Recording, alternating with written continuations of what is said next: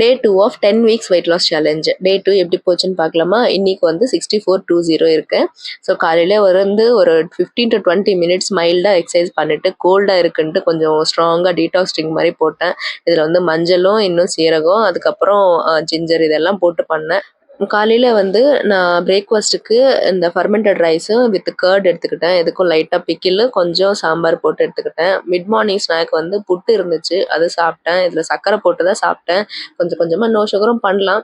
So afternoon லஞ்சுக்கு வந்து நான் கீரையும் ஒயிட் ரைஸ் தான் பண்ணேன். அது கூடவே சேர்த்து எக்கும் இன்னும் கேபேஜ் ஃப்ரை, கொஞ்சம் சாலடு, அது கூடவே 2 பீஸ் மாங்காவும் எடுத்துட்டேன். ஸோ மாங்காய் வந்து சம்மர் இல்லையா, மிஸ் பண்ணக்கூடாது, அதனால எடுத்துட்டேன்.